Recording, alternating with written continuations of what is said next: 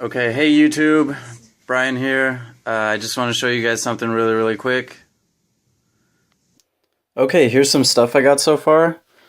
These are some postcards that say Macau and also Hong Kong, even though we didn't go to Hong Kong, and those will be going out to 4 lucky people.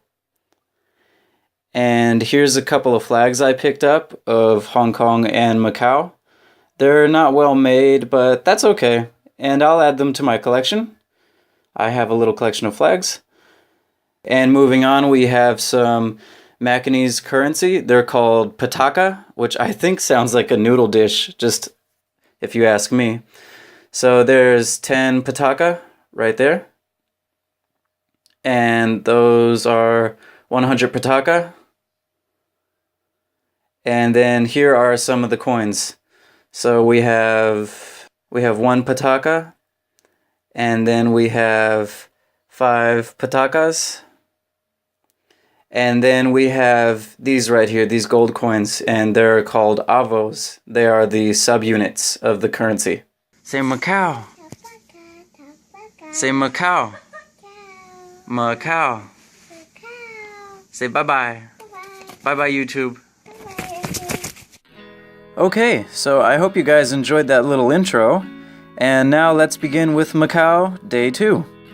The first thing we wanted to do, because it was indoors, out of the heat, and kid-friendly, was go to the Giant Panda Pavilion. That's in the Sek Pai Van Park on Kelowna Island. Admission was free for my boys and 10 patakas for us adults, so pretty cheap, and that's great. Who doesn't love that? It is open from 10 to 1 and from 2 to 5 every day except Mondays. Now, from what I can see online from a bit of light research is that the pandas were sent to Macau in late 2009 as a gift from the government, which was then controlled by Hu Jintao to celebrate the 10-year anniversary of Portugal handing Macau back over to China. And the Panda Pavilion opened in January of 2010. There are plenty of animals besides pandas to see, as you will see in the coming footage. They had red pandas, squirrel monkeys, and flamingos. This place, in my opinion, was nice, and if you have kids like I do, or you're into animals, then I would definitely recommend this place. And that's that, guys. There's not much else to say on Panda Pavilion.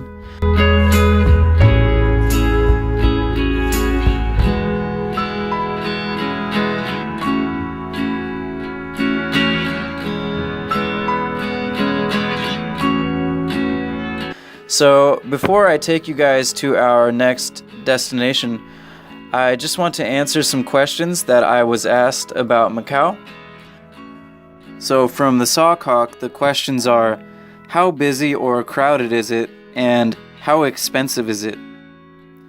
So maybe it's just me, but I felt like Macau was much less busy and crowded than Hong Kong for comparison. Now maybe that was the time of year we chose to visit. We went in mid-September. Or maybe it is because of geography and Macau is more difficult to get to than Hong Kong for Chinese mainlanders. To get to Hong Kong, Chinese mainlanders just need to cross the land border where Shenzhen and Hong Kong meet. And it might take a while due to lines, but from what I gather, it is not that difficult.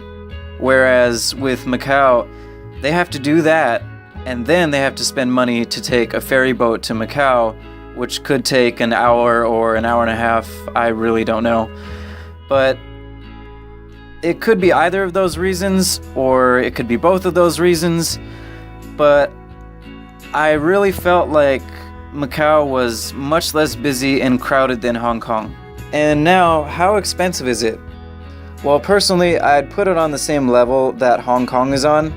It is definitely more expensive than here in Taiwan, in my opinion. But that could definitely be due to the places we as tourists chose to go to. If you really want detailed info on that stuff, I will provide a link or two in the info box of this video. You can read that stuff and decide for yourselves if you think something is cheap or not, and if you think the way the site calculates the numbers is accurate or not.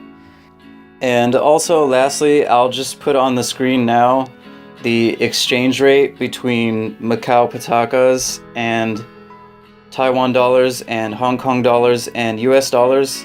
This was the exchange rate the last time I checked online, so that'll give you kind of an idea of how far your money will go depending on where you're coming from.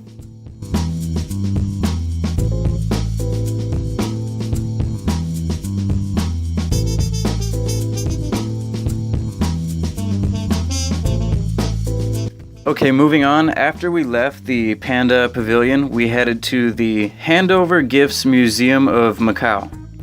It was opened in 2004, and it is filled with very beautiful, elaborate gifts from every province, region, or special area of China that were given to Macau to celebrate its return to Chinese sovereignty from the Portuguese. Also, they have an interesting collection of photos, newspapers, and other kind of commemorative items from that time. So, yeah, I think I'll stop here, guys. I have plenty to say about this place and the politics and history of Macau, but I don't want this video to drag on way too long. So, just like last time, this day will be split into 2 parts. So thanks for watching, and remember to comment, rate, and subscribe. Okay, until next time, guys. Bye-bye.